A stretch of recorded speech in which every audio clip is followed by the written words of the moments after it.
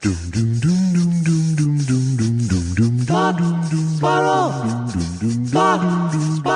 2 Jews, 2 mics, 2 hours, starting now. You ruined my opening, though. I had a great opening. I bet you didn't. You know what it was, though? Okay. I smiled at you. Yeah.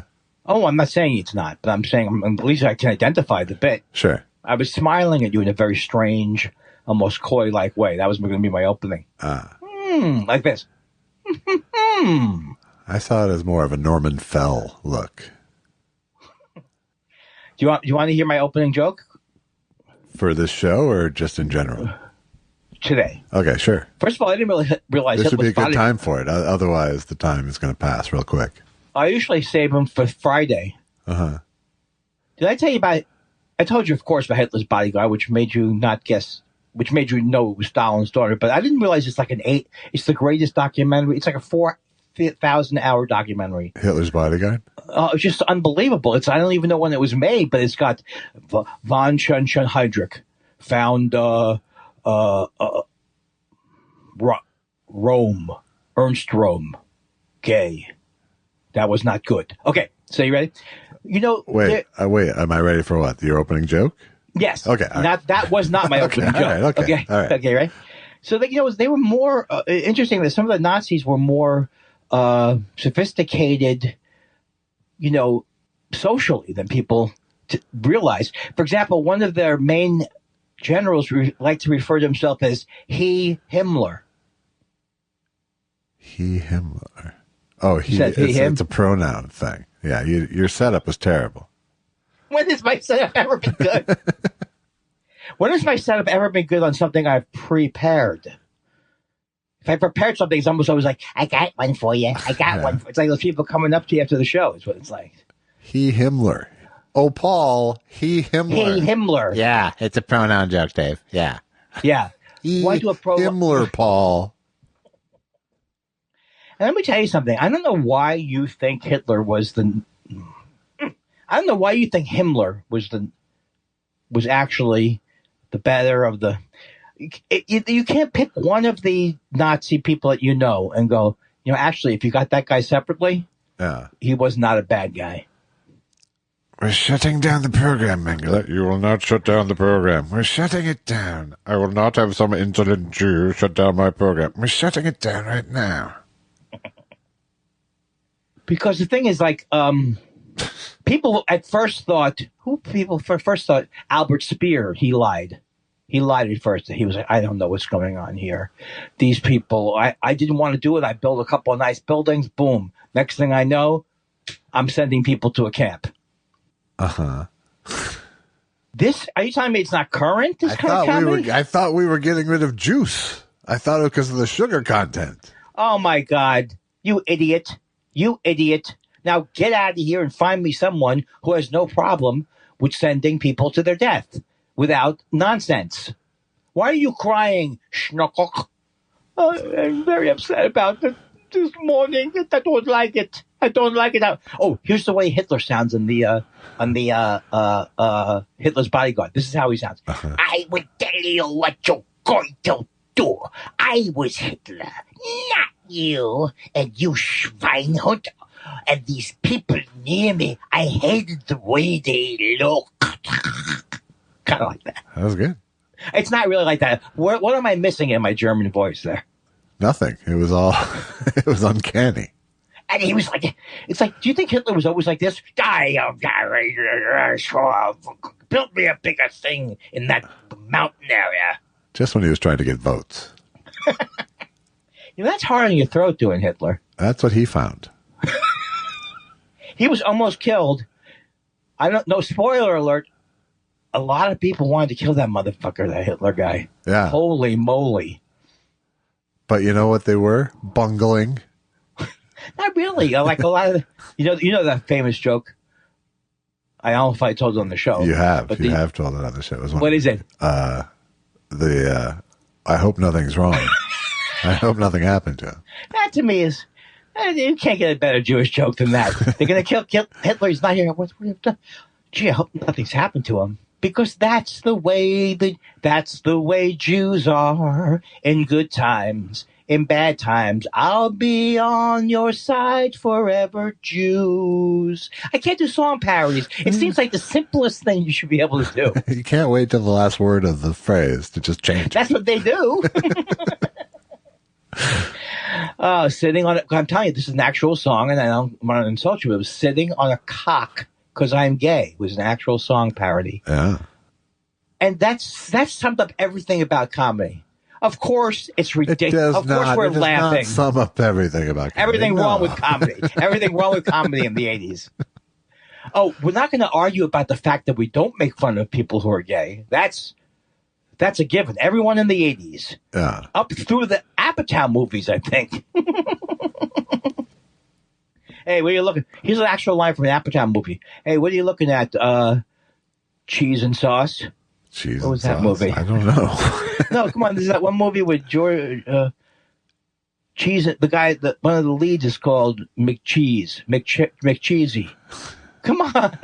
No, I'd rather listen to you work your way through this. McHeavy, McGreasy. But you know what I'm talking about, right? I do. Bored. Sure. Of I'm course bored I with do. the subject. I'm bored with the subject. I was watching this thing. I did watch something I saw that I liked that I didn't think I was going to like, and then I watched it further, and it was Del Close. Del Close thing. You have watched that? I did watch that. Yeah. And I liked it. I thought it was going to be horrible because there's too much Del Close. Yeah. Too much. There's a lot of Del Close. A little Del Close goes a long way. But there's one scene where Bob Odenkirk says, because Bob Odenkirk does have a funny story about going to interview him, and then he actually takes him across the street to his apartment.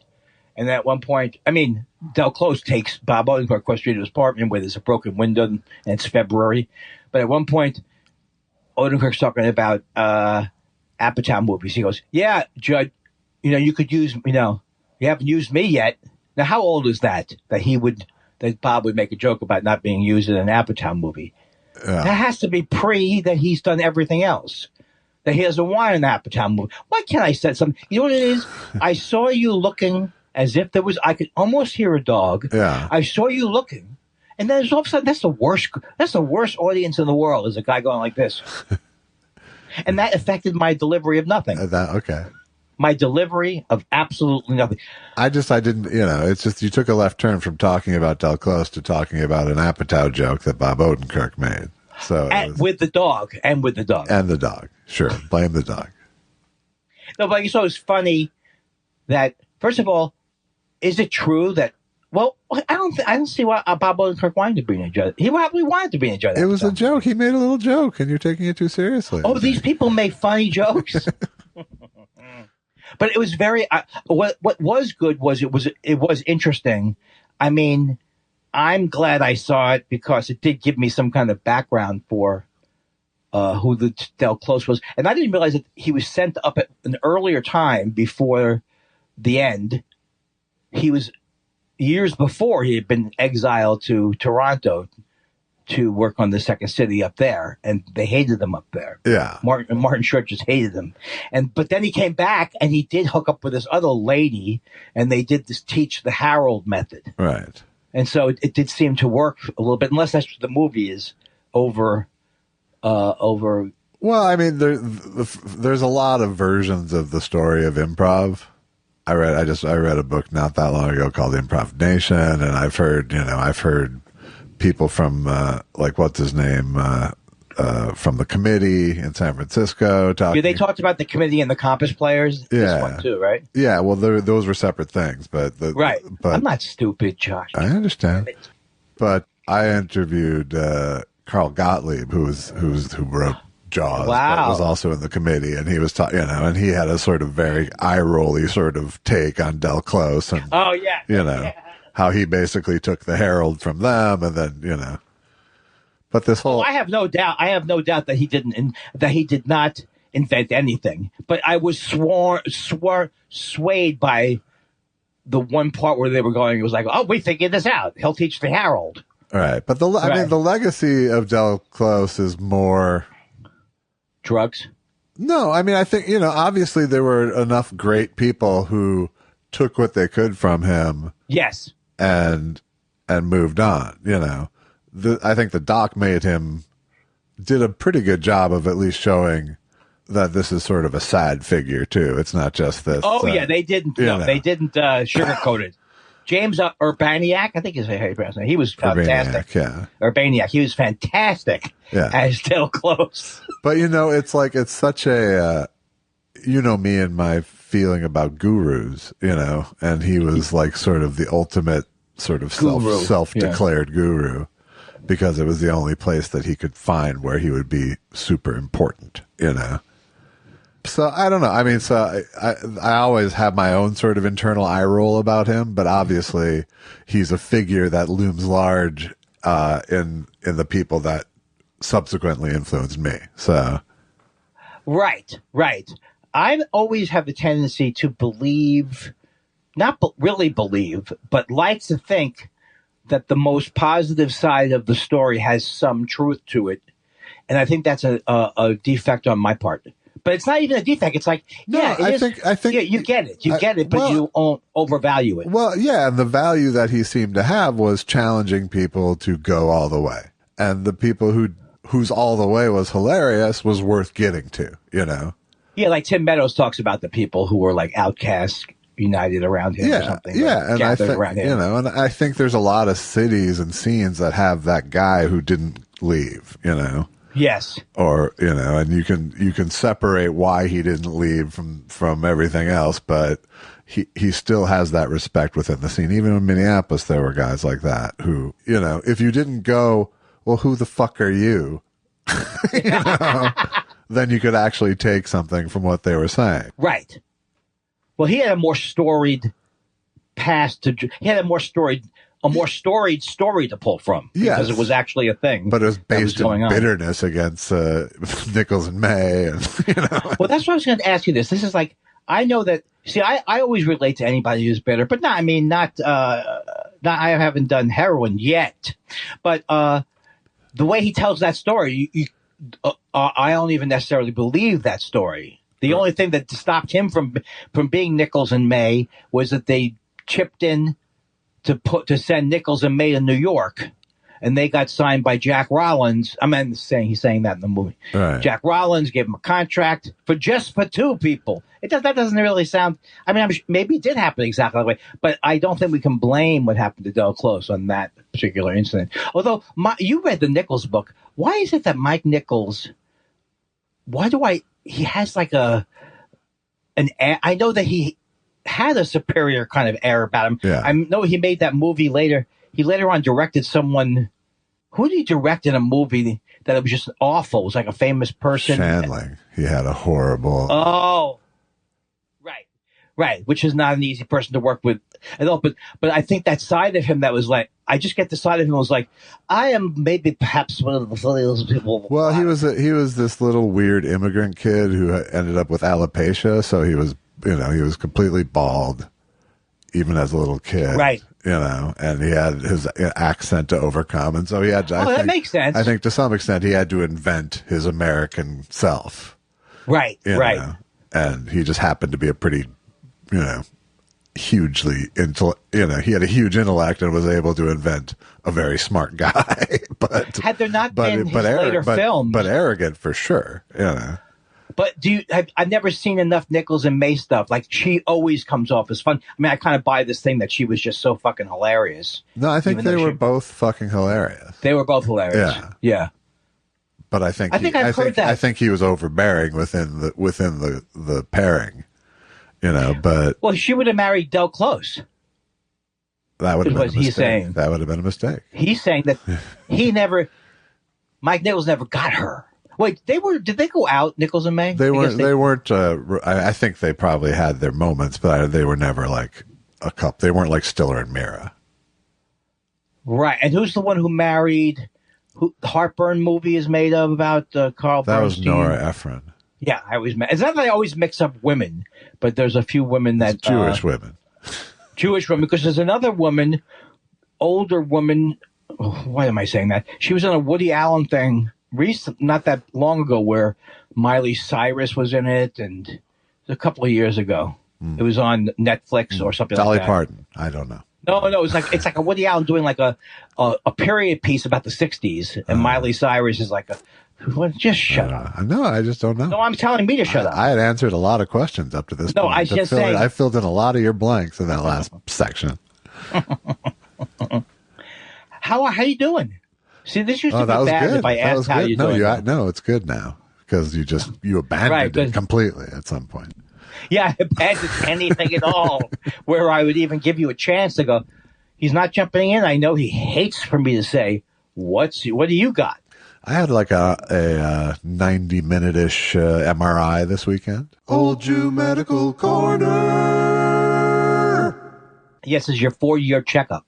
Yeah, it was actually my 2-year checkup, but I waited till 4 years. That's what made it scarier to me. A little scarier, but well, I had already had my scare. I was at the neurologist last week, and he was looking at my MRI from my spine, and he was just sort of like looking through the report to just get caught up, and he went, "Okay, cysts on the kidney." And I went, "Whoa, whoa, whoa, whoa, whoa, whoa, whoa."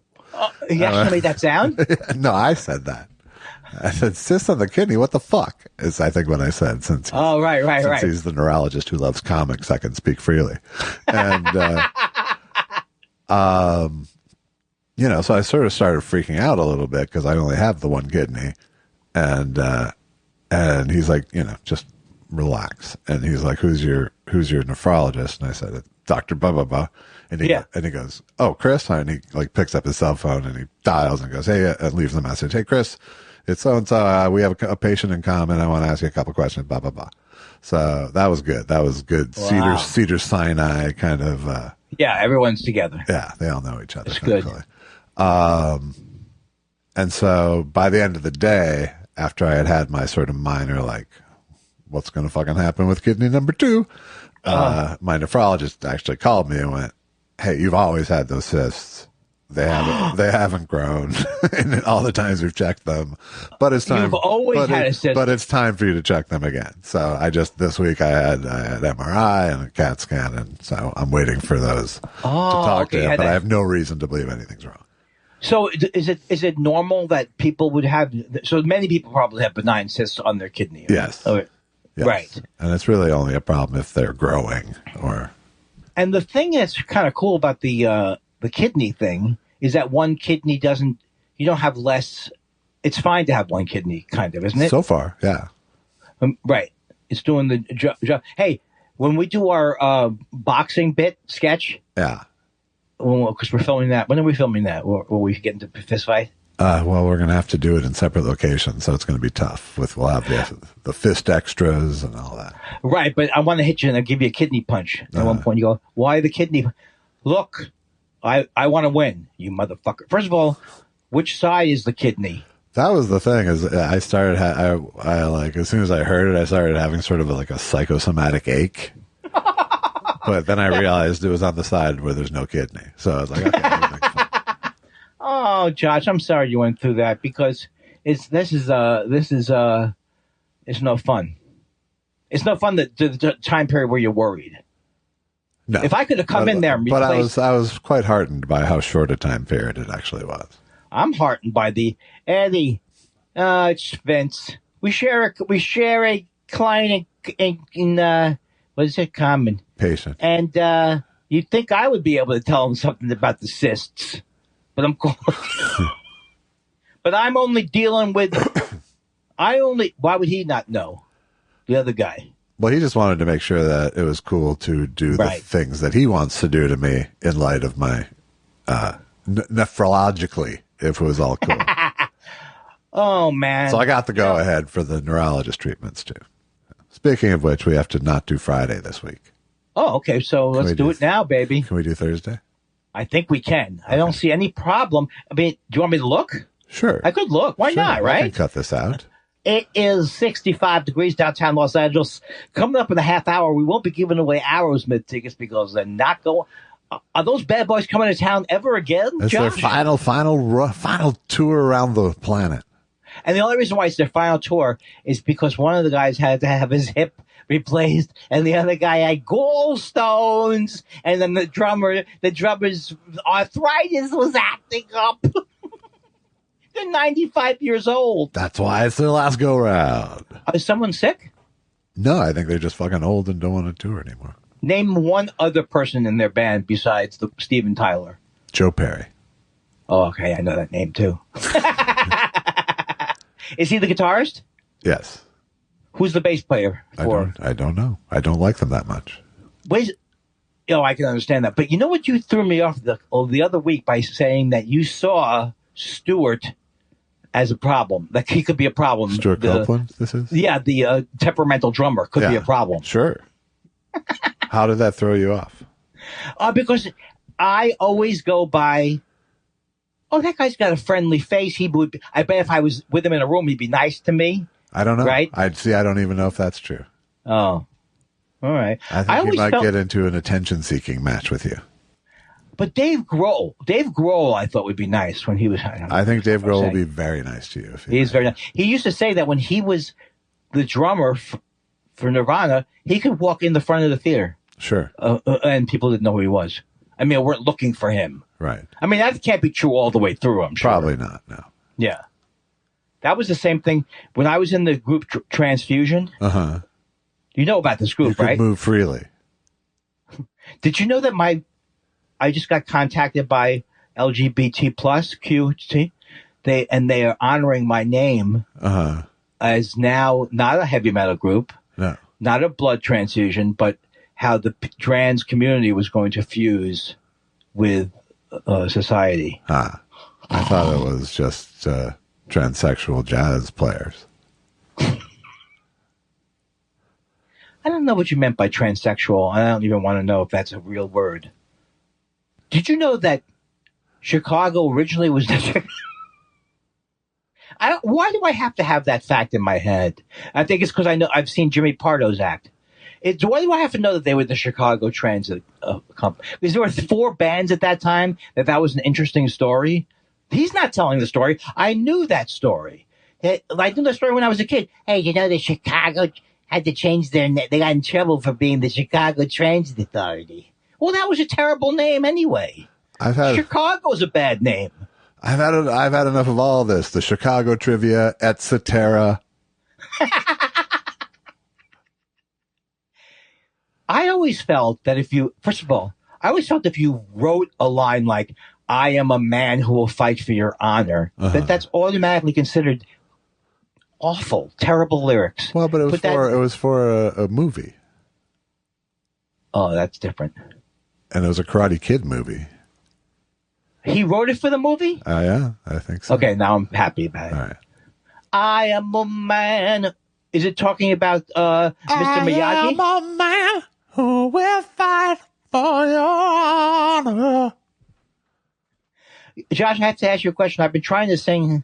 I'm not saying I'm releasing an album of me singing higher, but I'm trying to learn some falsetto things. Yeah. And there's 2 ways to go. Like one time to reproduce something, you sang really loud. I can't remember what it was. Was it to do a low voice or a high? You said, I think it was something high. If it was probably something like Zeppelin. And the only way to do that is show me how you do it. Mama said the way you move, gonna make you sweat, gonna make you groove. So it's up here, back in your thing here. Yeah. So, but that's because you need a lot of wind.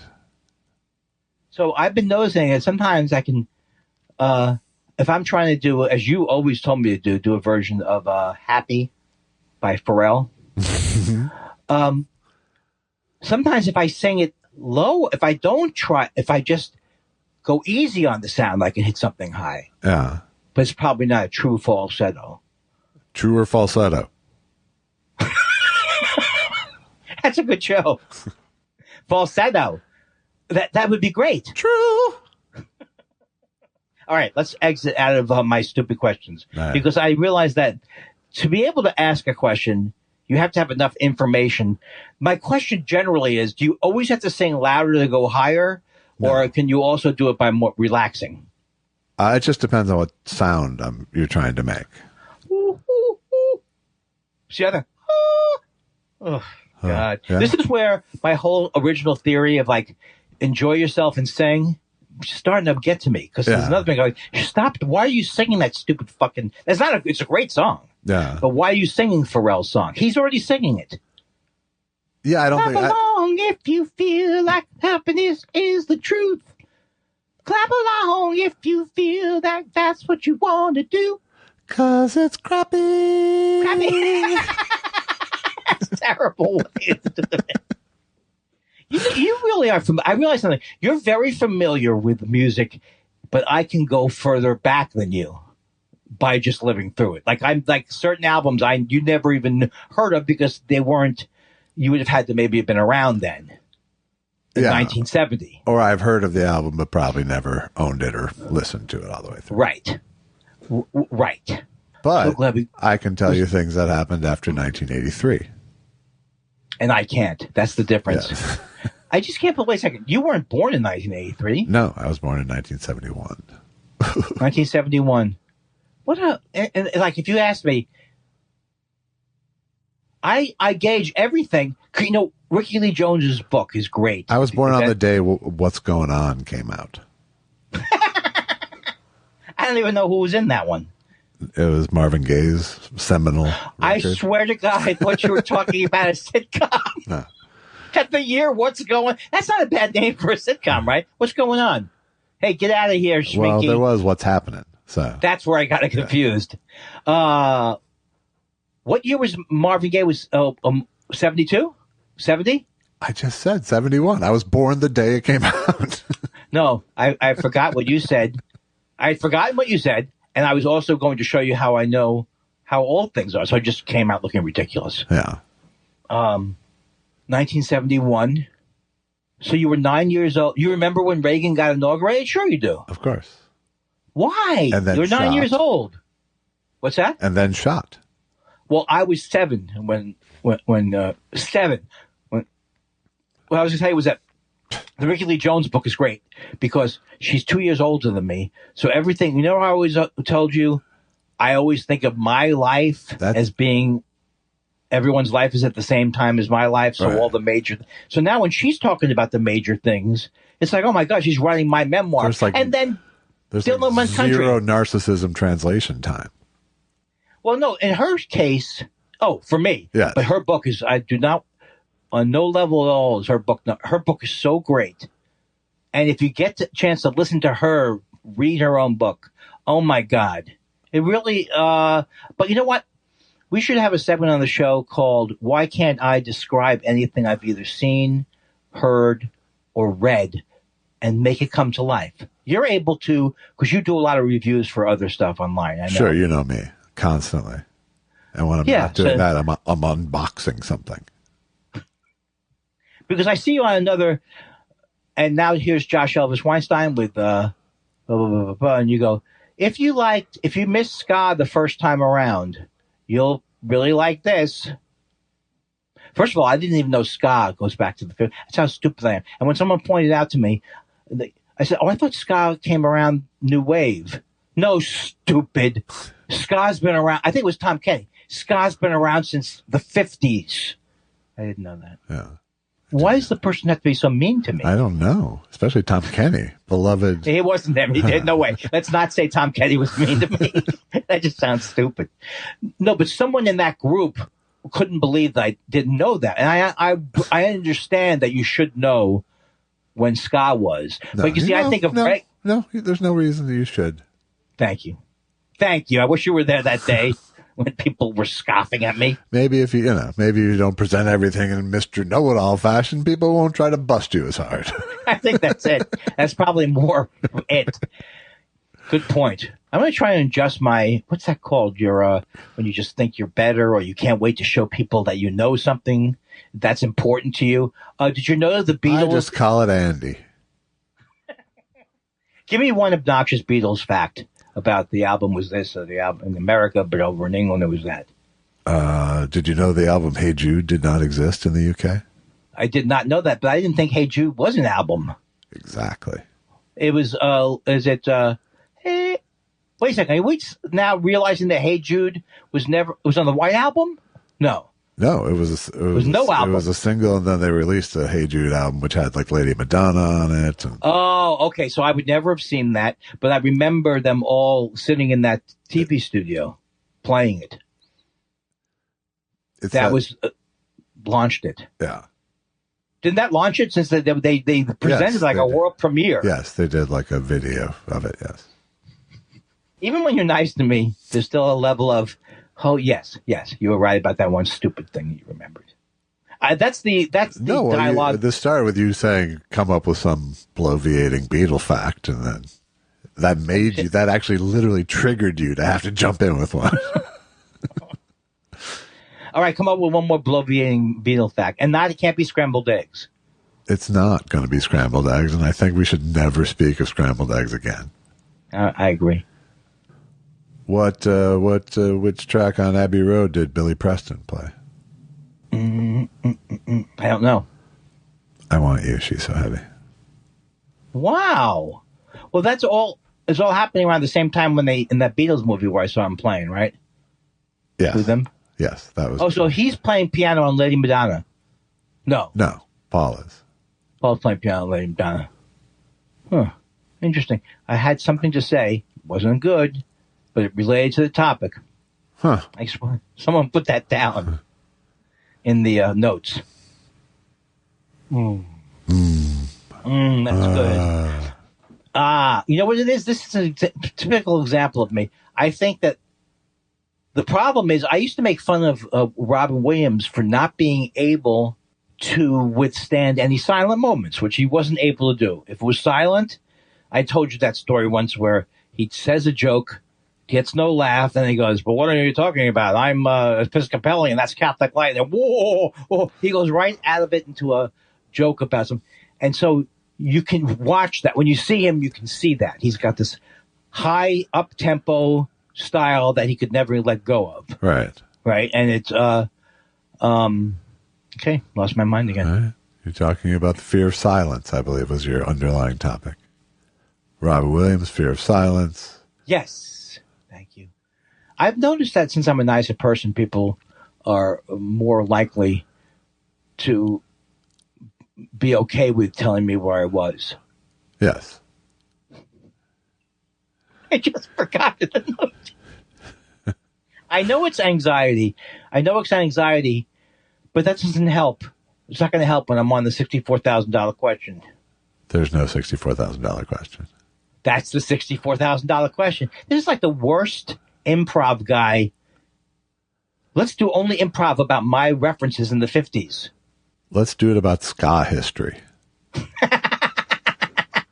Oh, I used to think reggae, I thought reggae was contemporary to... No, you moron. Bob Marley, right? I mean, it wasn't like so far...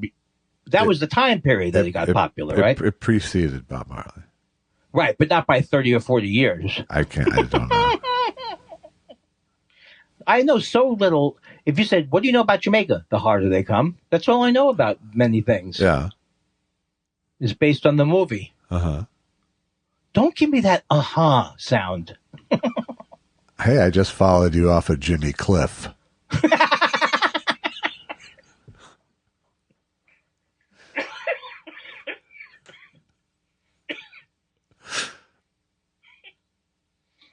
How come I think the only time people ever ad-libbed in the studio was when you heard it in the ones they included? Like, is it Rolling Bob? That's it. They never had... They would have brought us more stuff like that. But that's all that they recorded. That was interesting. Well, here's my question. I Dig a Pygmy by Charles Hawtrey on the Deafy. Phase one. In which Doris gets her out. Yeah, like that's in... But that can't... And you see that in Get Back. You see that where that actually occurred and how it's separate. It's like its own little separate thing happening. Oh, I saw that. I keep forgetting that you're saying Get Back is that movie. Is Let It Be. Right. Is what you're thinking of as Let It Be. Exactly. You know, almost every time a song is introduced where something happens before the song starts, like, like talking or another sound, that sometimes works incredibly great. Sure. Okay, thank you. It took me a long time to realize that and I think I mentioned this once, that the smashing of glass before You May Be Right, Billy Joel's You May Be Right, is... Oh, what is that? Well, it's on the cover of Glass Houses. It's Billy Joel about to throw a brick at a glass house. Oh, okay. And so the first sound on the album is the smashing glass. My God. I finally put together 30 years later. That's pretty good. But other people had put it together. I'm sure. I hope. It's not like the Beatles is spelled differently. Yeah. Oh, I want to say something. Last week, I almost, as a joke... I find that hard to believe right off the bat. I'm 1/8 serious about this. And I was going to say to you, don't include any of that embarrassing stuff that we talked about. Yeah. Because, was that last Monday or last Friday? I don't recall which embarrassing stuff we're talking about. I went on the whole run of where I was at the Laugh Factory and I was yelling at Jamie Masada. Oh, yeah. No, I think I kept that shit in. Those are some of the most embarrassing stories of my life. They shouldn't be. They shouldn't be. They shouldn't be. I mean, I know what you're saying.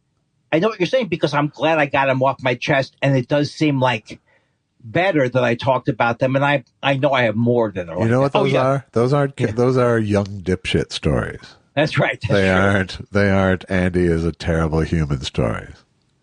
They're young, but they're embarrassing. They're young, embarrassing dipshit stories, and people love those. I had the guy at the Songwriters Service of America. He gives the phone to somebody else, right? Yes. Nope, everything is fine. No, you're right. I'm sorry. What's charming is your ability to see it from a distance. Now that's if you were still defending yourself, it would be a very sad story, and you should be embarrassed. But the fact that you're telling it from a more objective place makes it delightful. I just remembered another producer that, you know who Saul David is? I don't think so. Okay, so I don't know if never trust a man named after two kings of Israel.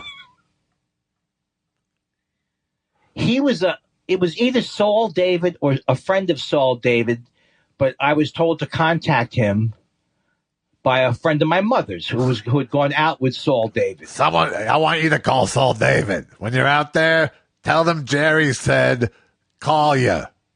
Hello, Saul. I got a kid who's going to call you. So I call Saul David. And he's just so obnoxious. And the thing is, he goes, what's going on? Like one of those kind of conversations. What can I do for you? Yeah. Well, my mother told me to call. She's friends with Phyllis, and Yeah. Okay, I was a classical violinist, but then I got into guitar, and I wrote some. And I'm so I've had some classical music background, but I've been in bands for many years, and I was calling to see. Oh, good, a musician. Hold on. Hey, Flo, we got a musician here in Los Angeles. A musician, Flo. This is fantastic. Do you want to get on the extension? Because there's a musician. Sorry. So he's like I'm call. He's already annoyed. He is annoyed that I'm calling him. What is he like? He's not like, hello, young man. How was your trip across the country? Right. So I said to him, Mom, I'm like a songwriter. I'm trying to write. So I was thinking about maybe writing some songs also for movies or things like, I'm interested in that too. And he goes, he says, I don't know. I just don't know what to do. What the hell am I going to do? You knew. Let me think. I said, well, I'd like to write music. Like who writes? I don't know if I got this confused, but either Hal Wallace is a music person or he was in charge of, he was a big shot, Hal Wallace. Okay. Very, very famous producer. And I know he produced things that Billy Goldenberg wrote music for. Billy Goldenberg is the son of my violin teacher, who was a very famous writer for, like what Randy Newman's brothers did. Film composer. Film composer. And it was his uncle's. So I say to him something like, who does who's writing your music for this movie? Like the movie he was writing. Are you kidding me? What? You call me, you come out here to California and you think you're just going to get on the phone and you're going to go write music for Hal Wallace? So I remember, this is not a story that I remember as much with me being embarrassed, because I actually think I was right to get mad at him because he was so mean to me. Right. It was like he didn't have to. It was a given that any kind of situation like that I would probably take way too seriously. Yeah. But this was an example where he was being an asshole. Yeah. You know what I mean? It's like he slept with this woman, or he's like, this is a woman he had an affair with. I think he was going out with her at the time. So I don't know why he was being, as a friend of my mother's. Yeah. So now I got to look up Soul David when I'm off the phone and see how I remembered that horrible name. No, not a horrible name. I'm all for that name in general. If it was assigned to someone decent, you could really do something with it. But can you imagine being like a accomplished person and someone calls you up and they go, yeah, I want to be a songwriter. And you go, look, stupid. You'd be stupid. If you were confident about your own career, maybe Soul David wasn't very good at what he did. But you would think that you would be like, kid, this is how the business works. Blah, blah, blah, blah, blah. Let me give you the number. You're getting a little ahead of yourself, is what you should That's right.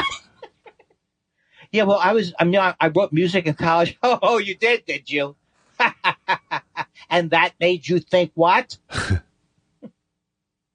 Why are you calling? I was told to call. But that was his thing. Was like, his attitude was, why are you calling? Right. Why would you possibly call? Right. These are the days when you had to make phone calls if you wanted to reach somebody. Yeah. And I no matter who people tried to hook me up with in that manner, I was just like, nope, not happening. How about when you went to, you got comedy contacts before you went to. Yeah, but I made those myself. You made those yourself, but no one was like 16-year-old Josh Elvis Weinstein is meeting with someone in Minneapolis. Yeah, like my mom was friends with a cousin of Mike Ovitz. Right. And no one was going, call Mike when you get out. I would, yeah. And I'm thinking, like, would that have been, this happened to me. Why I told because my sister and people keep saying, tell Robert to go ask, because he was in business with, he'd helped raise money for Disney or something like that. So it was like he helped raise money for Disney? Yes. No, for DreamWorks. Sorry. All right. He was involved in raising money for DreamWorks.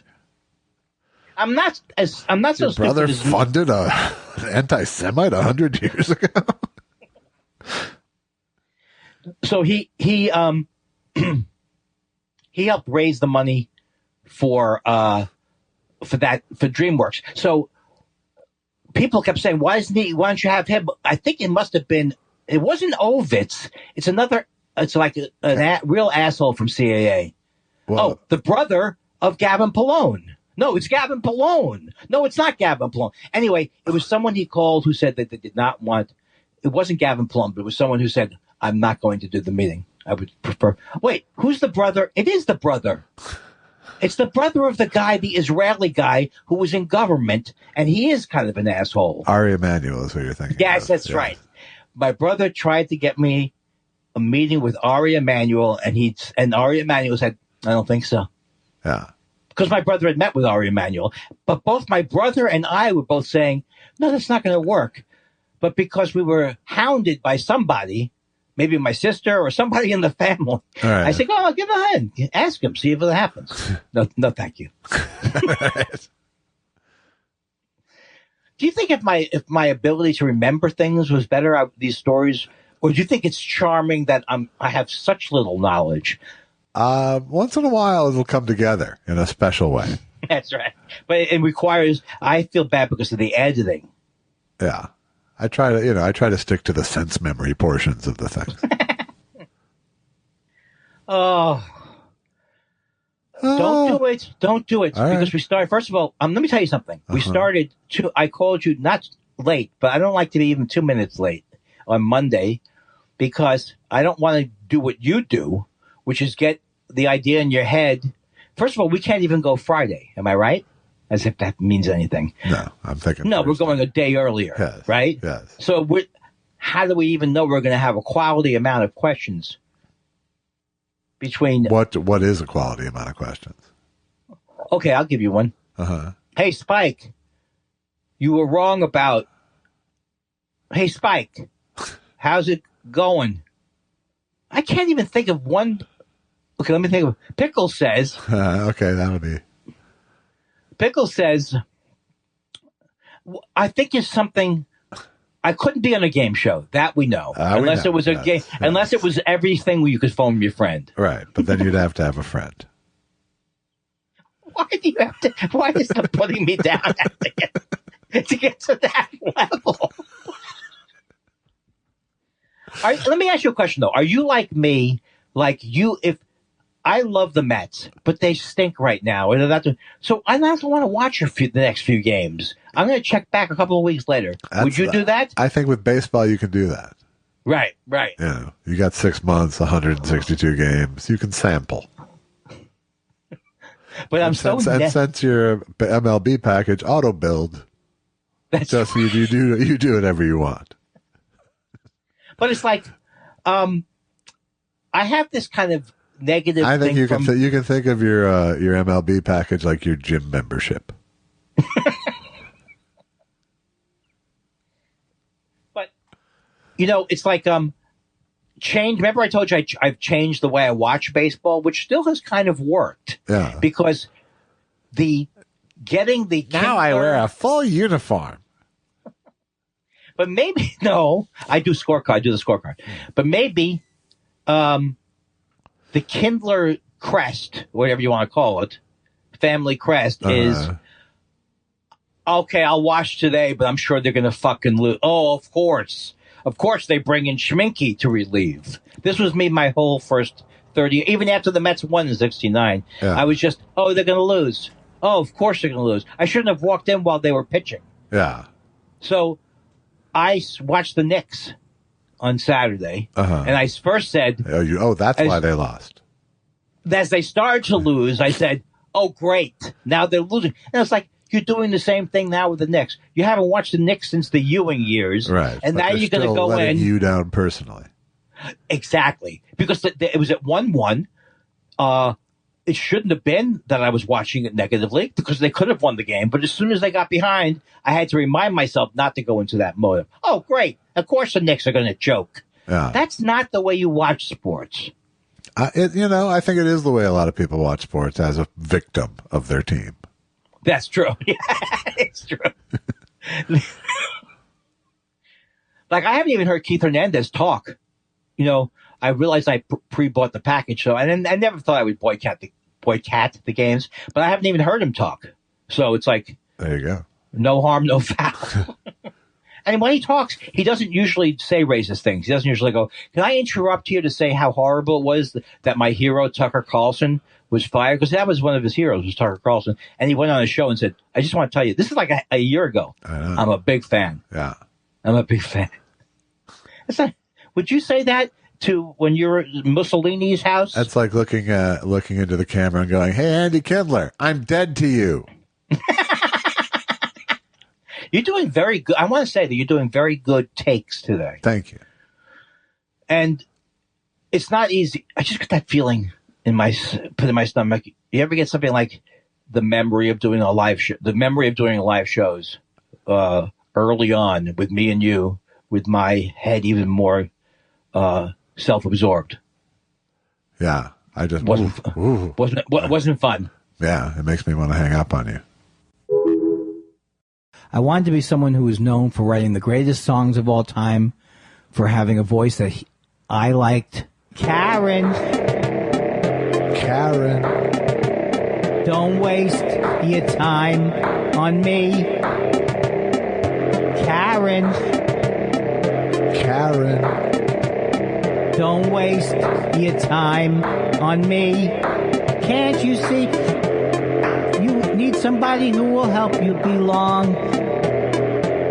You need somebody who will help you be strong. But Karen, that person isn't me. Yes,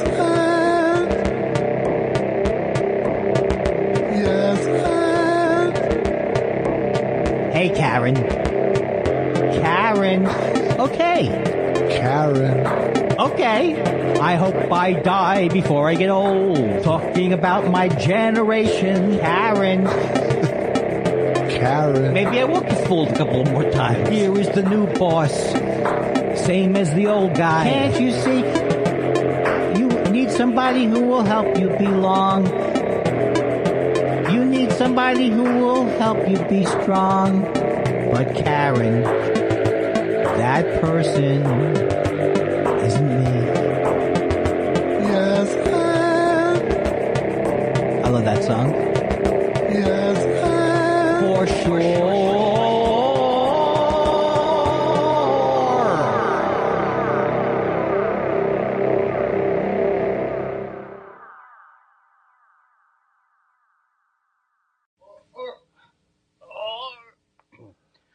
Hi, that light was bothering me. Am I on? At first I thought you were having a seizure, but then I thought he probably wouldn't have answered and then gone.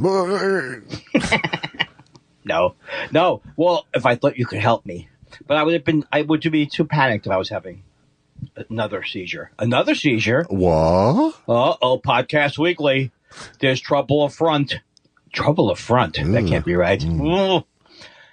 I hate to tell you this. No, I hate to tell you this, but Hitler's... It's not looking good for Hitler again. Damn it.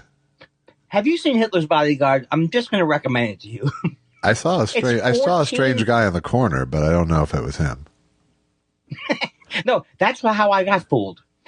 I thought it was going to be about Schmecky McGurk, Hitler's bodyguard, his wacky bodyguard, and their adventures together.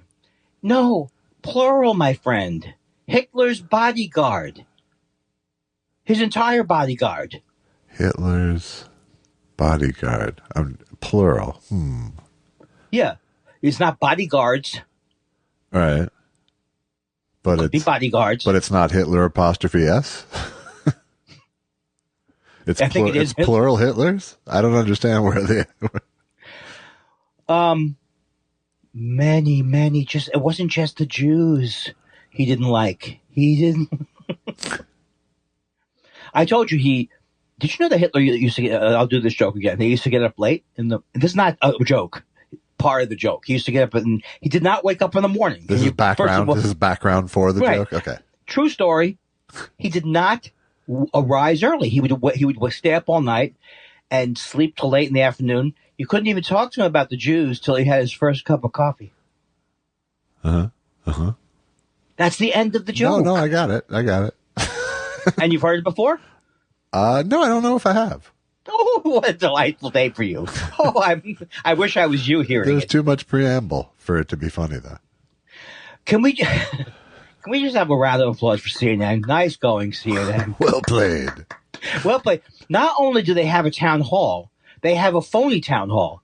I never heard of a town hall that's just with the Nazis. I thought it was supposed to be, here's our nation, asking questions to Trump. No, they went with we're going to have a Republican town hall, then we're going to have half of the panel be Republican, which is always true in CNN. Anyway, half their panel are MAGA people. Right. Can you believe it, Josh?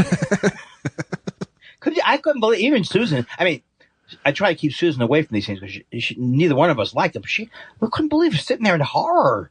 This is my new tactic with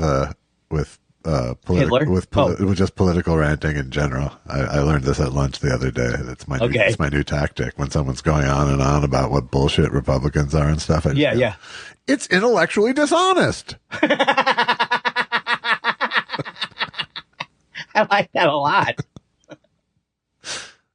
There's no more ways that you can come to describe it but evil. It's fucking evil. It's the evil to the core. It's the glee in the evil that really is the worst of it all. The gleevil, if you will.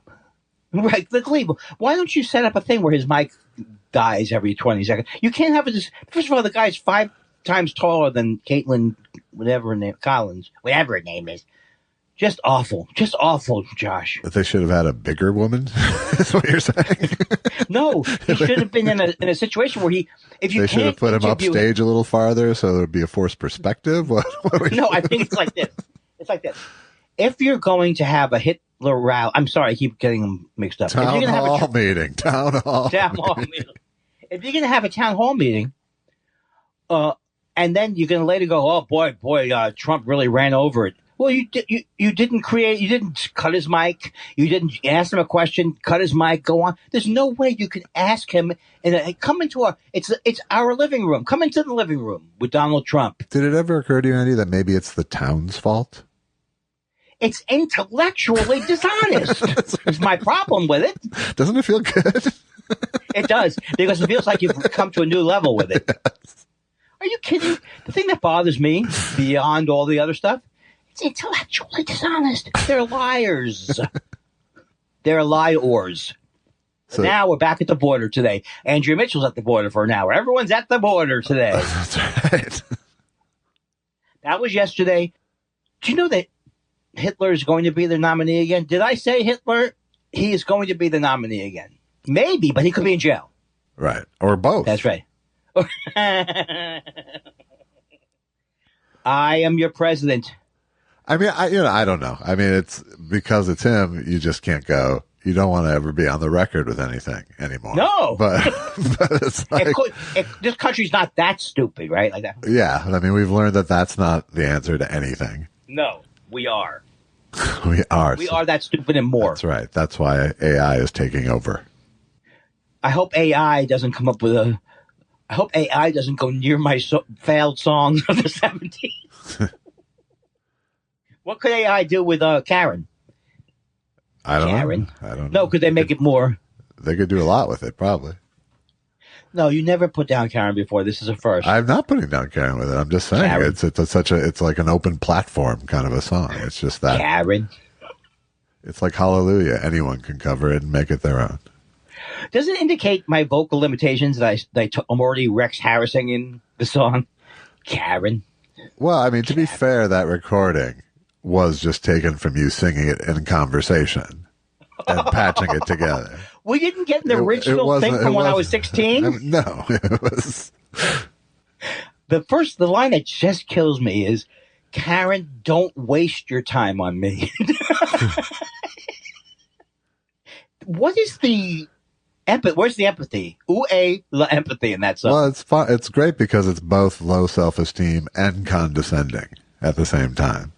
You need someone who will help you be strong. You need someone who will help you be long. Not me. Not me. Not Andy K.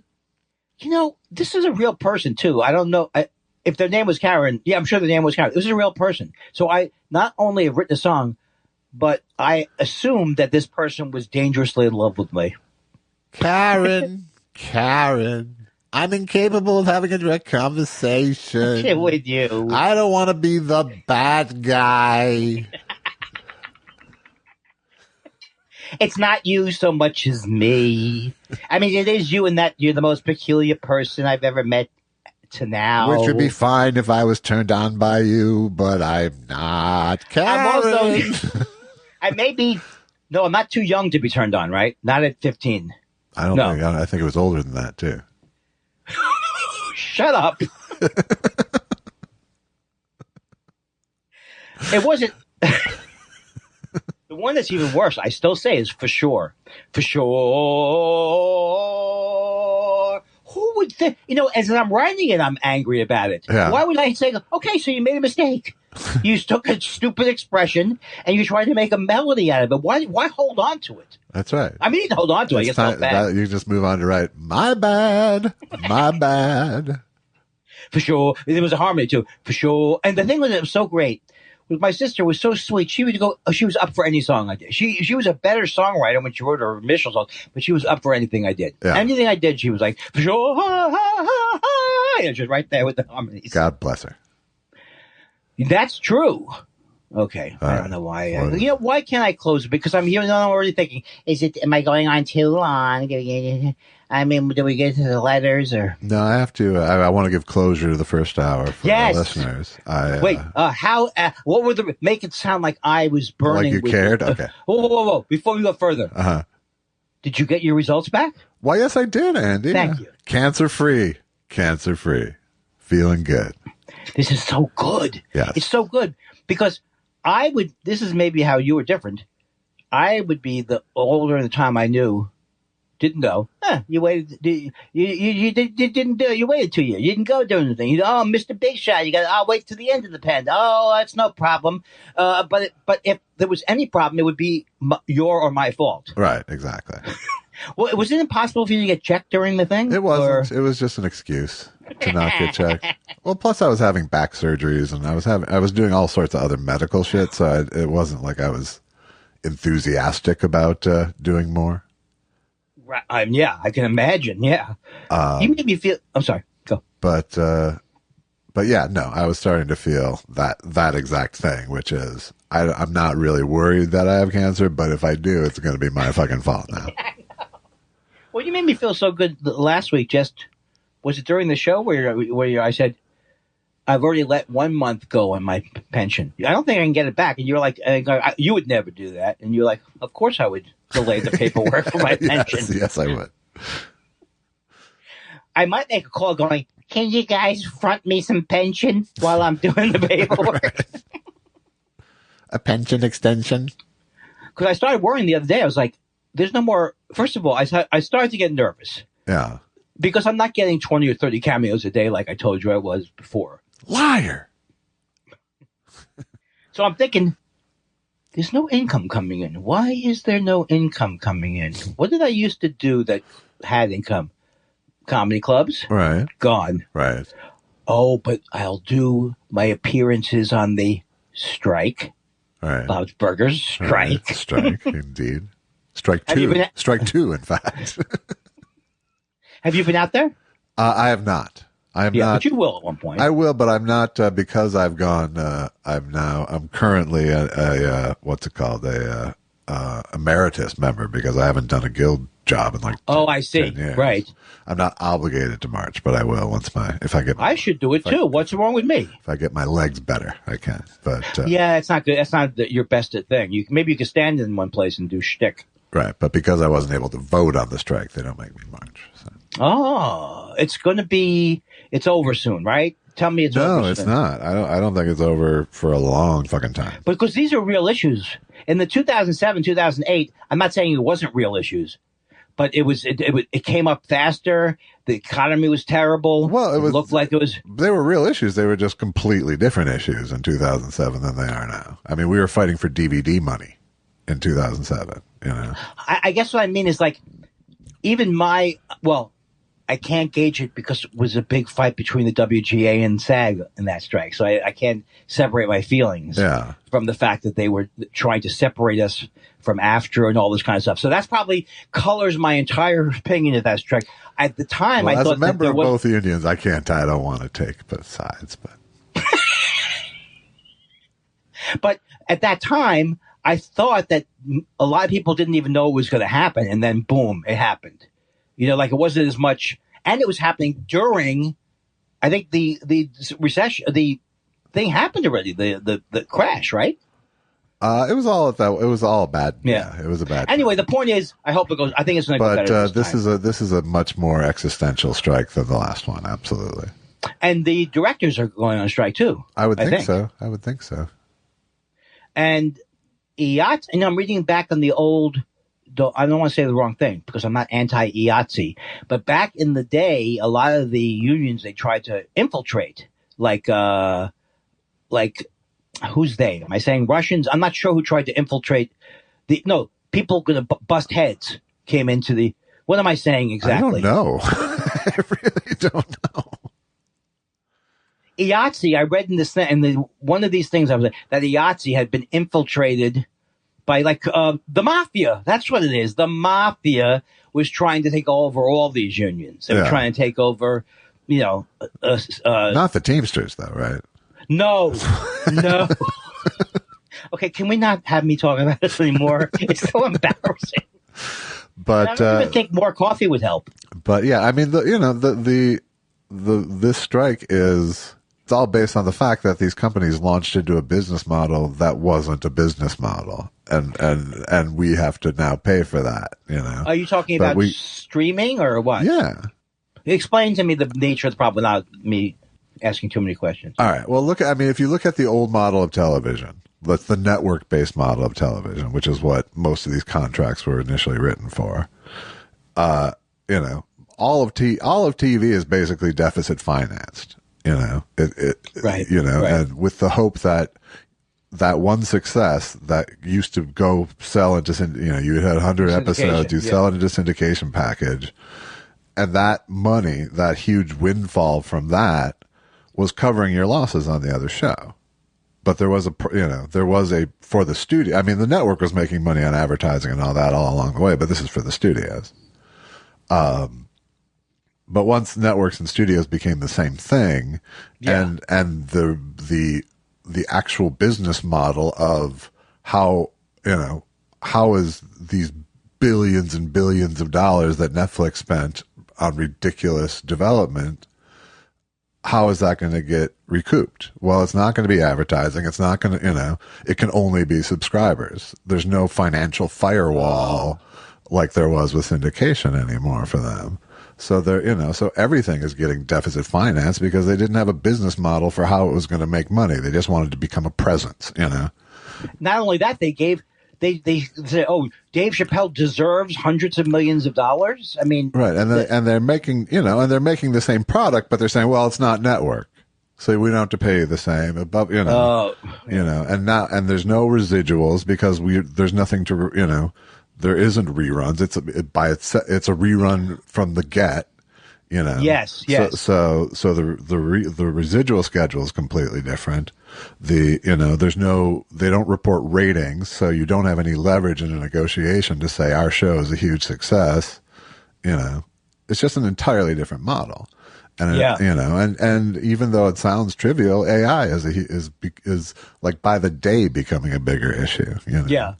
If you can hire a writer to rewrite something that AI wrote the original draft of, you're already just paying rewrite fees instead of source material fees. Right. Yeah.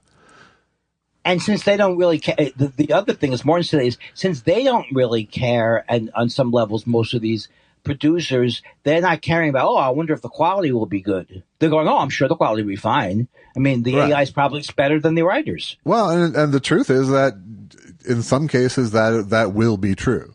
Like I've been on shows where a first draft comes back from a staff writer or a story editor,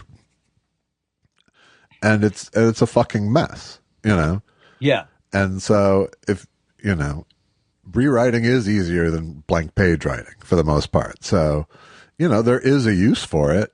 So you have to protect against that because it's yes. So what's going to happen? Because it's a union job, Right. But what's going to happen? You think there's any? It's just going to be.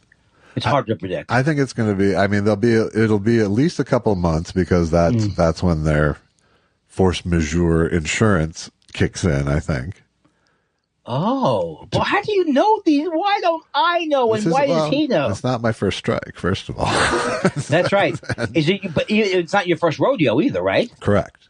So in other words, they have insurance. They're covered for the first 3 months. Yes, of the and strike. plus there's just savings. There's all sorts of deals they can cut. There's money they aren't paying. There's inventory of shows still. Yeah. Yes, they can go a long time with crap. I mean, you can starve people out for a while, but eventually the starvation flips back on them, and they have nothing to put on their thing. Yes, and but it's going to take a while. And I'm sure you'll stop seeing. I suspect you'll stop seeing like Netflix dumping whole seasons at once, and maybe start doling them out now. Well, that will be a treat because we know those shows that should only be one documentary. I would love to be able to wait for each 35-minute chunk. Yes. You know, the thing is like I was watching, and I'm not saying this is always true, but I was watching Reed Hastings, and I know one of the people and I always forget their name. He's one of the people you see him more, Ted Sarandos. Yeah. And I knew Ted Sarandos, and he seems like a nice guy, and he seems like he had taste. But this Reed Hastings, man, this guy, I don't know where they got. This guy's like, when he was defending Chappelle, he's, you know, when the backlash happened, it was like he had no idea what he was even talking about. Oh, Chappelle's a very funny man. It's like, it's like, I'm not saying Ted is not being listened to and Reed Hastings took the company, but I know that they were worried from the very first time because when it first started, you know, I was talking to Ted Sarandos and he was like, you know, it's all about getting our own show. You know, it's all about owning acquiring. The content. Yeah. Yes. But at what cost? You know, what, I mean, that's the other, the other part of the money thing, just going back to the strike again is, you know, is that it used, you know, the other network model was you get an order for 13 episodes and in success, it would fill out to 22. Right. So even if you worked those 13 episodes as a writer, you could make a living on that, you know. But now there's orders of 6 episodes. They're stretched out over the course of a year and a half, you know, and there's no back end, there's no residuals. So now if you're a writer who's even lucky enough to get a job, now you've got to get 3 jobs, you know, if you're contractually allowed to get those other 2 jobs to fill out your income to live in Los Angeles, you know. It's such a terrible thing when the richest people, I mean, I'm not saying, I don't know the answer to everything. I know that we have socialism built, we should have social things built into our system. Absolutely. But I don't know how to, you know, stop this. I mean, I don't know what the answer is to stop these fucking greedy people. You go on strike. That's the answer that we've built in. I mean, that's it. You go, nope. Right. But I guess what I'm talking about is like, it's the showrunners, the people like, I'm not saying Phil Rowe, he's on the strike line, but people like Phil, what they try to do is make people like 12 people happy with a lot of money. Right. You know what I'm saying? Yeah. So that they, and then everybody else is minimum wage. This seems to be the way the country is a race to the bottom in a way. Yeah. And it's the same, you know, it's kind of the same reason they go with known intellectual property. You know, it's, they dump the money on the same group of people for the most part. Yes. Yeah. To keep them. And I don't know what I'm going to do, Rich Brotherton. I mean, I don't know what my way is. I could be homeless in 2 weeks, Rich Brotherton. And, that's why. Or even file for pension. Be a guy for, be a guy who's a stand-up guy. File for pension. Procrastination guy. Why? How am I going to get out of this nightmare? How about the pension? How about the pension that your hard-fought labor union set up for you? That's why I really do hate people like, and I hope this doesn't hurt you. That's why I really do hate people ultimately like this fucking Dave Anthony who blocked me and everything. I was organizing for AFTRA to get AFTRA money, the cable shows. SAG didn't give a fuck about it at that time. I was always both for both unions. But the idea that someone like Dave Anthony just stayed around and goes, no, we shouldn't merge. No, we shouldn't merge. Didn't do a thing. I'm there with other stand-up comedians at a caucus trying to get cable organized. And then people like him goes, oh, AFTRA pays too little. But they didn't even want stand-ups in SAG. They didn't want anything to do with stand-up comedy as part of the Screen Actors Guild. Or even TV, really. Or even TV. Yeah. So it's just like, I'm not making it all about Dave Anthony, but it's just. Kind of. Oh, sorry. I think I really am. Why it feels good. It feels good. It feels like I'm out of it. He's in the center part. All right. Speaking of feeling good, before we move on to questions, my big news of the week, besides being cancer-free, is the dog likes me now. Oh, that is. So you definitely saw a change. Yes, the switch is now fully flipped. I'm completely. Hi. I can pet. I can pick up. He comes isn't that an into my amazing face thing? in the morning. Yeah. It was good. Were you worried it would never happen? No, I knew it would happen eventually. I didn't know to what extent it would happen, but this isn't my first dog rodeo, but it was wearing on me. It was my feelings were hurt by it. Like that. How could this guy not like me?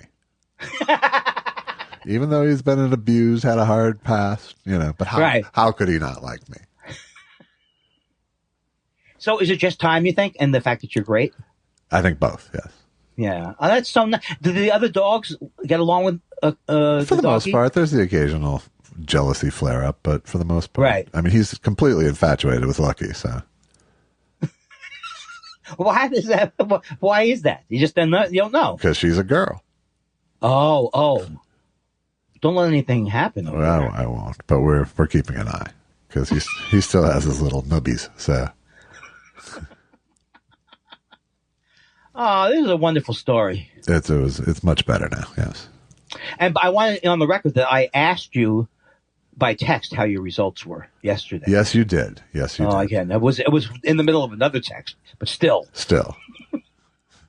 I'm so happy about that. It's such a good thing. That you're going to live forever now. Uh-huh. Hey, are we going to do questions this week? We are indeed.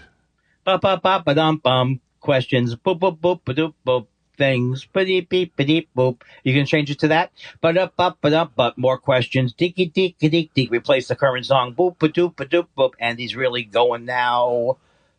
Does Pickles do this like at the beginning of the year for the whole year? This was April 9th. So a month out. Do you remember learning, Pickle says, do you remember learning to read Test Show 308? Oh, of course. I do a little bit. Yeah. Only in the sense that I remember thinking, finally, this Dick and Jane thing is coming into an interesting area. Okay. Because it was the most boring thing ever. And now do you remember forgetting how to read? No, I don't. You mean now? Yes. I can't read now as much because of my ADHD. Uh-huh. And I mean, would you like to hear about it again? I remember I was actually I learned to read in nursery school. Someone actually pulled me out of nursery school class and taught me how to read. Who did? Just a nice woman. That you were dating? Yes. Wait, was she the teacher? She was the nursery school teacher? I think she was a parent who was helping the nursery school teachers. You should have been in charge of the planet, what it sounds like. You were a genius. Well, I got, we've talked about, I had a different experience than you, which is as long as loving parents? as long as I can remember, people were telling me how smart I was as a little kid. I didn't get that. I got worrywart. I got, worrywart was one of the big ones. Worrywart? Well, because my dad, it was actually good that my dad described my OCD as you're a worrywart. Ah. It made me feel like it wasn't. No, my crazy. my ADHD that went completely undiagnosed by people, but it was there the whole time. It would have been. Oh, I guess it was not like it would have been harder. You came up when it should have been easier to have diagnosed it, right? Well, it was mid-70s. Would your parents not have medicated you? You think? It just wasn't on the. It wasn't done. No, you had to. It wasn't on the radar. You had to be pretty radically fucked up for them to medicate you at that time. Yeah. Boy, the way you look at it, it's like, thank you. Oh, now it reminds me that Jason Parton. When are we going to do this? We have to do this. Jason Parton show. Don't look now. It's Jason Parton. Using hints dropped in the past 300 or so shows, I have been able to triangulate the location you two record from as being somewhere near just outside of Rochester. Wow. Well, you liked it? The read? I just can't believe that you don't have a better read after 300 shows. I thought you. Oh my God. Well, I did a drunk guy last night. I had a bottle of vodka that it was like emptied out. Like it was like, and I was going, I got a book. I just had one yellow martini when you were sleeping, sir. And fine. She didn't buy it. No. Did she giggle or think it was. Yeah, she laughed. Everyone laughs at bad drunk impressions. Sure, it's true. Did you do How Dry I Am? I hate that one. No, I don't hate it, but that's like so old now, right? Yes. What does it mean, how dry I am? You're thirsty? Or are you going to pee on yourself? You're dry. You're much like if you're out of weed. It's dry. You're dry. Oh, God, what a horrible addiction. Mozart says, this is a little song parody. Let me figure out. Okay, it's Hard Day's Night would be the song parody. How do you know this? You know I work all day to think of content for your task, and it's worth it just to hear you say, it's time for questions. Mozart asks, because when I listen to you, 2 mics, 2 hours to choose, you know I feel. Wow, you're all right. What's that? I hate it when you sing along. I hate it. Oh. Please read the next question. The other one I said, and I'm so happy. You went, crappy. That was a nice moment. 'Cause it's crappy. Crappy. All right, sing it on your own now. No. Okay, I've ruined it. Well, no, you made it so it was impossible to understand what was being said. Oh my God, that's not how I took it. I thought I was talking like doubling it.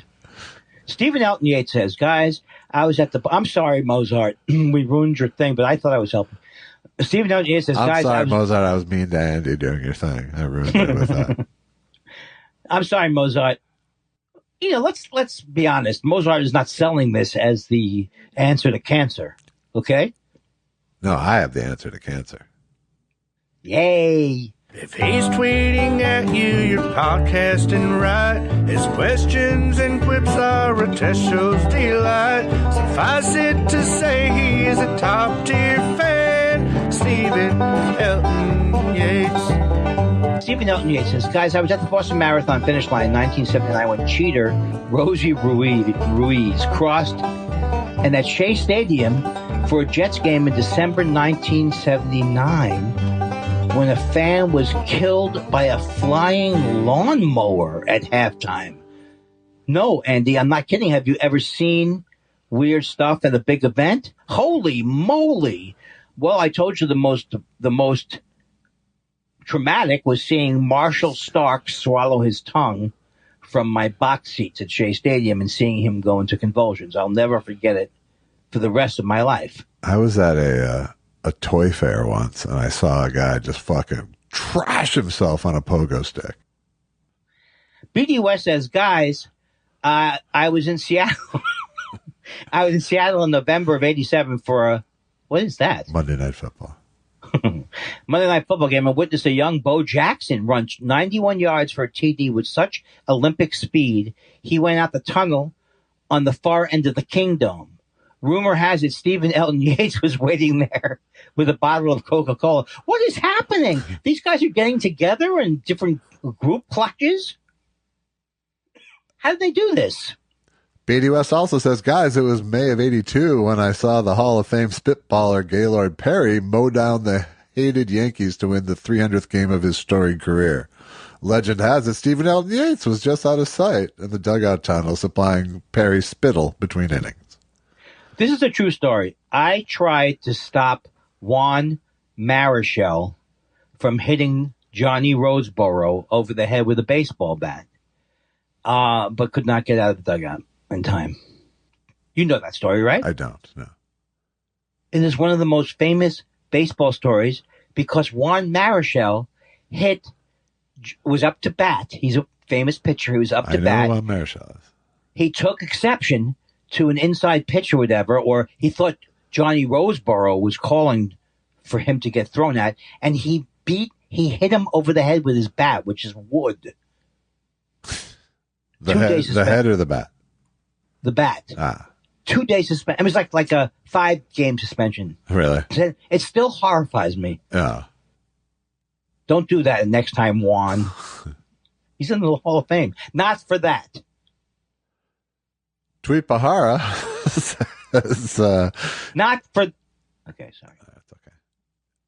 It's not okay. Well, I'm dying over here. This isn't okay either, what Tweet Bahar is about to say. Oh, boy. If you say "way twat" really fast, it sounds like "wait, what?" But no one would ever say "way twat." So never mind, says Tweet Bahar. Sometimes I'm a big believer that on self, like you should really stream of consciousness and you say what's on your mind. But I wouldn't put it in a question to the show, or taking up our valuable question time. That's more for the draft. I think that's for the draft folder. A third Jew says, as someone who has tried and failed to get high on multiple occasions, what is it about the marijuana that leads you to enjoy it so often? Dumb but honest question. I see it as mellowing people out, but that can't be all there is, can it? Why do you love it so much? I think Andy and I probably use it differently. So you go first. I have a mixed feeling towards it. I like it because it relaxes me. And when I eat pot, I giggle like a baby.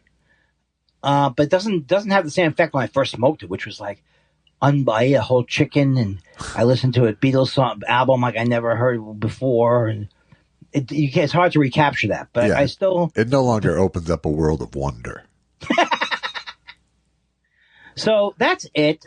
I do find it makes me less less worried about interpersonal relationships and stuff. Yeah. Not with my wife, but I find it has much more of a physical than psychological effect on me. Oh, wow. I never heard this before. Mental effect on me. It's much, I like it for the sort of the physical comfort it gives me. It makes me more able to be still. Oh, that's really cool. Yeah, that's, but you don't think you overuse it like I do. No, I probably almost for sure overuse it, but I don't. You just don't talk about it. I don't talk about it as much, and I don't feel like it has, like I said, it doesn't, I don't feel like it presents much of a change in me. Maybe that's because I've used it for so long, but I kind of feel like it's always been kind of that way. The most negative thing for pot for me is that it makes me tired. Yeah. So, sometimes. And I don't need to do that at 9 a.m. Right. I don't wake and bake anymore. No, you wake, have coffee, and then bake. Right. I just wanted to put that in there. Mark McDonald says, on the subject of Andy's repeated but never fulfilled dog aspirations, may I suggest he look into a Great Dane or an Irish Wolfhound? I'm chuckling just picturing it. We're talking pogo stick levels of physical comedy. Wow.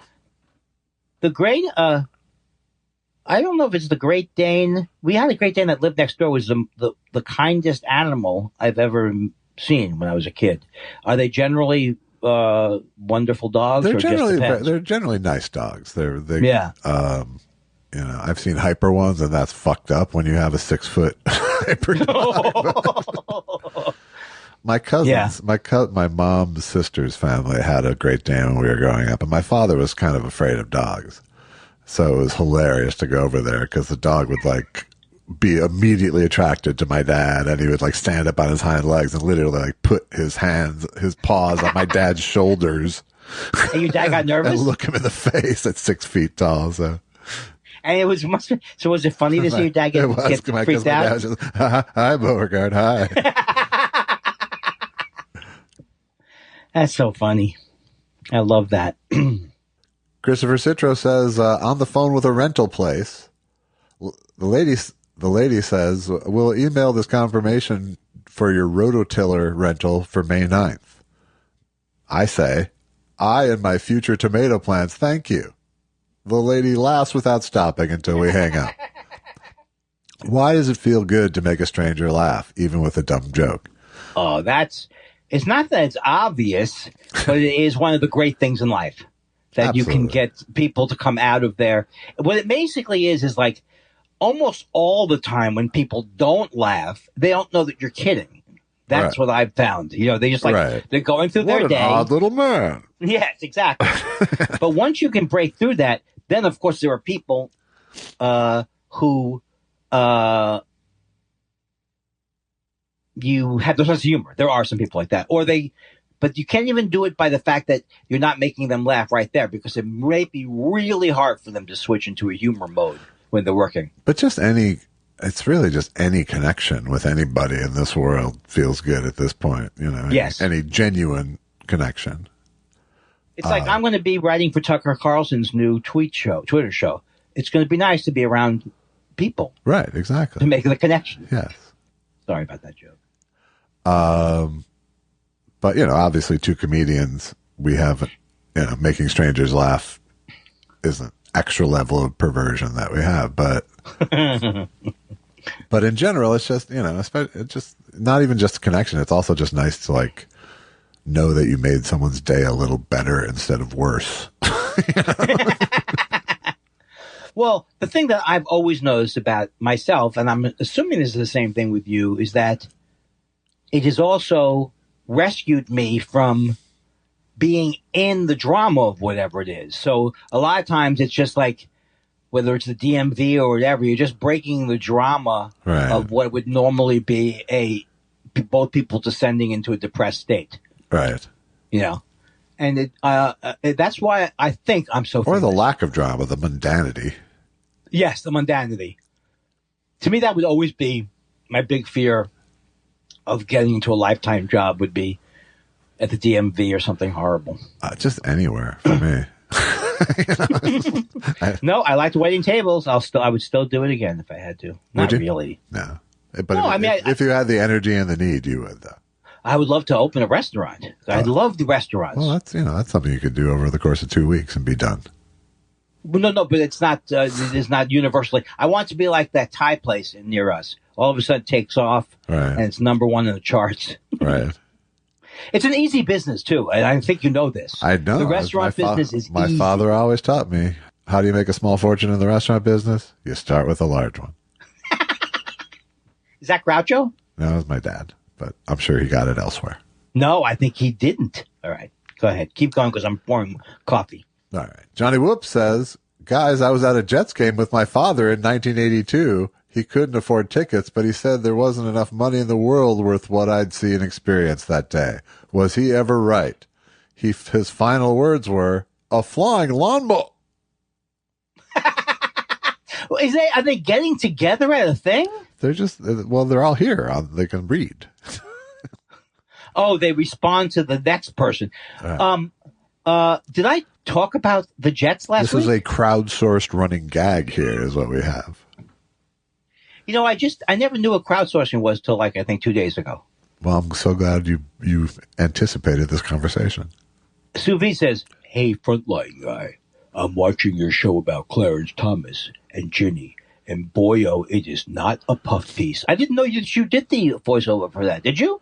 Yes, I did. Our frontline cameras were allowed amazing access backstage at the corruption that is raging through the Supreme Court. Ginny Thomas received payoffs from all number of right-wing sources, while Clarence Thomas... Unbelievable, man. I don't know why you like him so much, Clarence, and why you were such a booster of him, and why you went to his house. Because he promotes the arts. Richard woke as fuck Cole, AF Cole. I like that, Richard. My bad can fuck right off. I know that.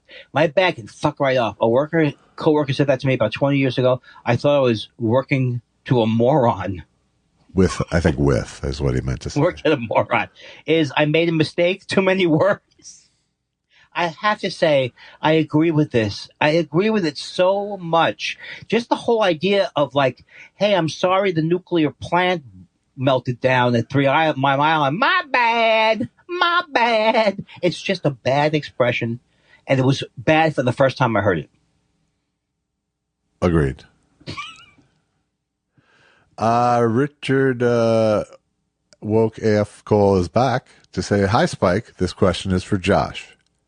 Hi, Josh. Hey, Josh. I'm listening to the Steve Winwood Icon CD. He opened for Tom Petty and the Heartbreakers about 10 years ago. It was a fantastic concert. What is your favorite Steve Winwood song? I don't know. I like young Steve and the Spencer Davis group singing Give Me Some Lovin' a whole lot. I like slightly older Steve in Traffic singing The Low Spark of High-Heeled Boys a lot. I like middle-aged Steve singing Higher Love. Why am I confusing him with Peter Gabriel? He's not, right? He's not. Bring me He's not Peter higher. That was a pretty good album, right? Bring me a higher love. That was his song. That was Steve Winwood. Were they both in the same group? No. Stevie Winwood was in Traffic. Yes. And the Spencer Davis group. You know what's confusing, Josh, not to go off of this? War. Good God, y'all. Listen. Right. But I didn't know it was the name of the group, but I did know it was the name of the group. And then I didn't know all the songs they did because most of their songs are fantastic. But you don't, why can't we be friends? Why can't we be friends? Why can't That's we War? be? Yeah, I think it is, or it's Edwin Starr. See, that's the problem. Edwin Starr and War. Edwin Starr is War. Good God, y'all, what is it good for? Yeah, so I think it's that's him too. Why can't we? And no, it's just surprising. Right. It's surprising. Wait, that look means I'm going to have to stop the show. You could read the next question. Okay. Tweet Pahar says, man, my other tweet sucked this week. You're not wrong. You're not wrong. Why can't we be friends? Song by War. Okay, that's good. I did not know. But the thing that's confusing is 1975. Okay. And it's confusing because I think Eric Burden also played with them or something. So I'm learning all these things. First of all, I didn't even know, I'm sure you knew this, I didn't even know what Eric Burden's voice sounded like. And I know all the songs. Yeah. But now it's like, he's like a blues guy from England. Yes. Which I think he is. He is just that, yes. But here's something. Sometimes you don't know anything about things, and then sometimes you know vastly more about things before your time. But I think we both know equal things about war, right? It's confusing. No, I think you knew more about the band War. I knew more about the song War. We sound like the greatest team. Perush. Perush. Oh, God, I fucked it up.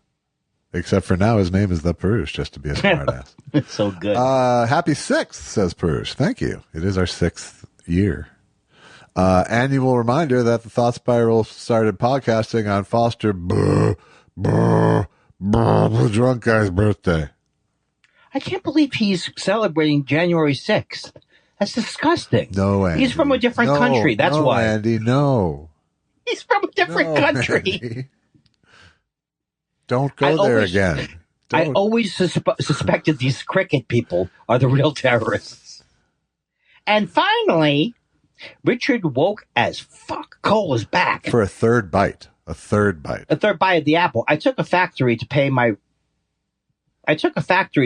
job, we're going to say? Job. Right. I took a factory job to pay my rent for the summer. I lasted 2.5 weeks, but I feel like I aged 10 years. My rent is paid and I'm using the Andy Kindler walk 3 miles an hour to regain my youth. Factory work isn't for men in their 50s. I feel like I'm being punked in a way.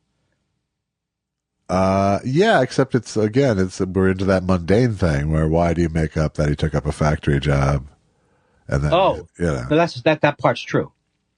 I think you lasted longer than I would have lasted. As a man in my 50s, I can speak to that. I wrote a song. You ready? Am I? To replace the Instagram song. You ready? Okay. Now we're switching to Instagram. It's not the commercials, but the. I'm sorry. Obviously, I'm out. No, I like it. I'm not out. I have energy to continue. That's good. Please do not think. Because we're gonna.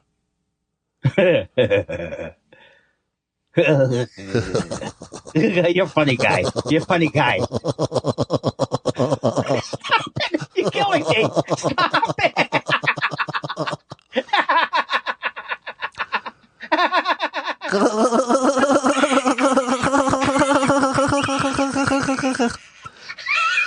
Okay, let's move on. Podrick Beer says, why are you two not writing Sherman Oaks PI? Like, for real. Write a strike. Oh, that's right. Although I've already signed up to go bogus. No. Eventually, after the strike. Pencils down, Josh. That's right. Wampus Reynolds.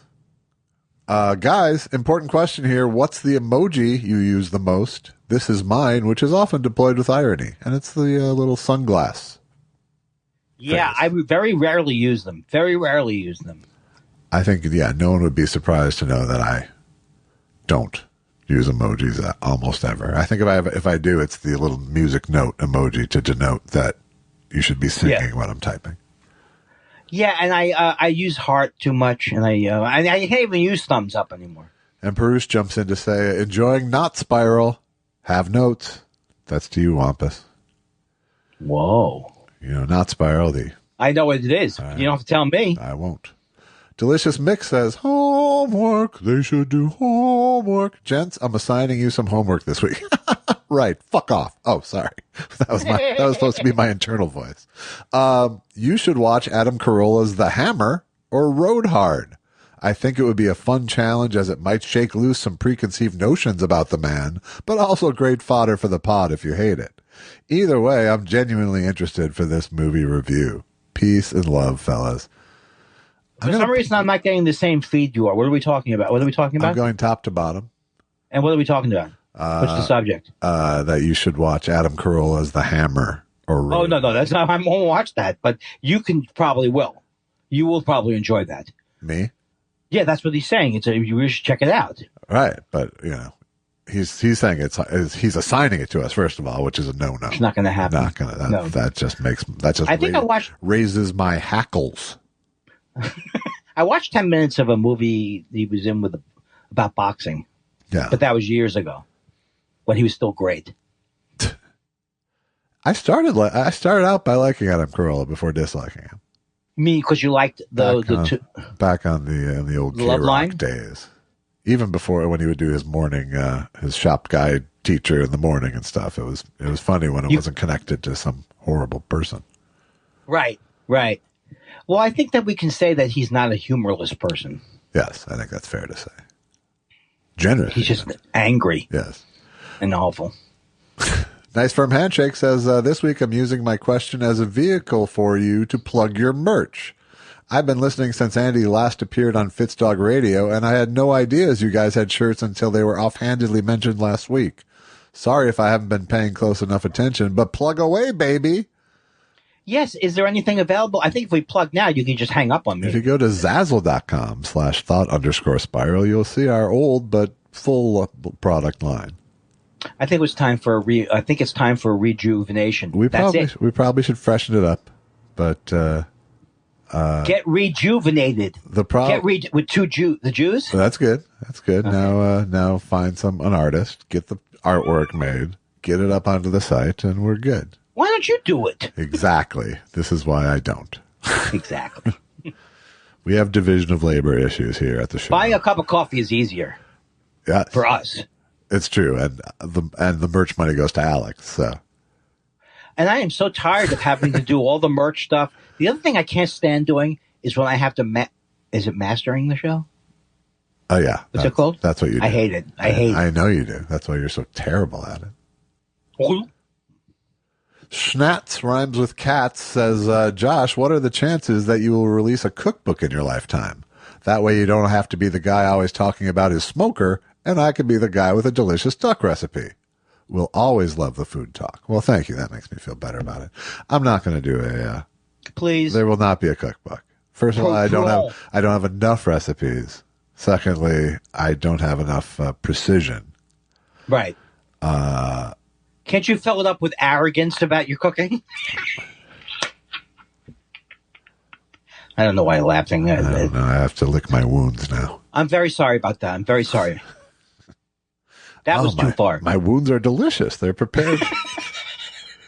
It's a delicacy. I use a dry rub, and it's really... Does it work licking wounds? I guess it does to a certain degree. Sure, if you're a dog. Right. I should lick a dog's wounds? Uh-huh. I was just so happy about Cody. Is your dog friendly? Can I lick him? That is not my dog. RDP says, this is a tardy question. I hope to God it makes the cut because I'd be filled with disgust if it gets pushed to 309. My question is, what are your actual addresses and cell phone numbers? Okay, you ready? P.S. I love you too and can't stop listening. 555 555 Street 55555 dash 5555. What's your zip though? 55555 dash 5555. Gotcha. Thank you. Fulton Avenue. That's the main thing to remember. And now RDP is back to say, oh shit, I have an actual great question. Are you guys fans of Petra Hayden? Josh, your vocal tunes, and Andy remind me of her, and specifically when she covered The Who's Sellout using only her voice. I know she is from jazz royalty, but she has carved out a unique niche for herself. I have heard her things a couple times. She does. What's the jazz royalty she's from? Charlie Hayden, probably. Oh, okay, cool. I don't know her. She does these, actually pretty, lovely sort of all acapella, things like I do, but good. Don't say that about yourself. You're the king. I'm the king, but she's the queen. Right. So yeah, I'm not like a fan, but I've heard a couple of her things online and really. Is it Petra? It. Petra, yes. Okay, thank you. I'm going to do that while you're doing the rest of the thing. All right. Go ahead. Tweed Smut says, Andy and Josh, any antiques in the house?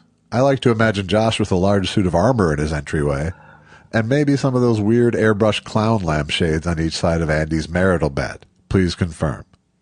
Well, my parents were antique dealers, so I have some of their antiques here, and if I had wanted to have more, I could have, but then where would I have put them? So I do have an antique doll, various things, one little piece of stoneware, various stuff. Yeah. I don't have any prominent antiques, but I have some, little nicky-nacky things, but nothing that you're more like show pieces, really. You're more like the Beatles pinball game is more like what you do. Right. What does that mean? You do it. You're that kind of a guy. No, I would think if you were wealthy, you would have more toys. Maybe. Well, I am wealthy. No, I'm just kidding. No, I've never been a bit. I feel silly spending big on indulgences because I know that the backside of that is it wears off and becomes right. A thing. Were you at the pun house in Venice, near Venice, where everything looks like a pun? It was like Eddie Gordetsky's been there. It's like there's a couch in the shape of wordplay. Does it ring a bell? No. It's a huge, okay. But the whole house is jokes. It's all visual jokes. It's all visual puns and wordplay, yeah. Yeah, that sounds horrible. Iram says, hey, Josh, how's your day going? In case someone hasn't asked today. Jab, jab, jab. I hope you're feeling well. I wanted to give you flowers, Josh, as your quick wit and humor is rubbing off on me. I love your dry delivery and intelligent wordplay. Thank you, Andy, for being my gateway to Josh. I appreciate that, and you too. That's nice. Just like top to bottom nice. That's so nice. I don't know why I have to be thrown under the bus. No, I'm kidding. That's very beautiful. And I hope you two have a lovely relationship. You're a gateway drug. Gateway comedy. Moldy Lock says, I'm sick and tired of Andy bragging about how he hasn't spent a dime of his ELR money. I still get residuals for ELR, thank God. And finally, here's something. Dan Wade says, last week you lamented the band name Third Eye Blind. Is that name better or worse than its 90s contemporaries, Eagle Eye Cherry and Dead Eye Dick? Dead Eye Dick is worse than that. Yeah, but it was a Vonnegut book. Oh, I don't know. You read all the Vonnegut books, too. I haven't read any of them. And I heard Ricky Lee Jones talking about Slaughterhouse 5. I think it's time for me to... I read Catch-22. Which is not a Vonnegut book. I know, but it's those books that are of a contemporary of Vonnegut, who's also writing about war, sometimes about war, right? Sure. How was Slaughterhouse 5? It was great, right? It's a great book, yeah. But not a great movie. Worth listening to. Oh, my God. So terrible. Oh, that's nice. If you'd like to keep Andy in the audiobooks, go to buymeacoffee.com/thoughtspiral and buy us a coffee and Andy a book. And Kurt Vonnegut will read. Does he read it? If you want some merch, go to zazzle.com/thought_spiral. Get some merch. Right. Thanks, Alex Brazel, for doing your thing. Thanks, Andy Kindler, for doing your thing. And here's my thing. Now get out of here and find me someone who has no problem with sending people to their death without nonsense.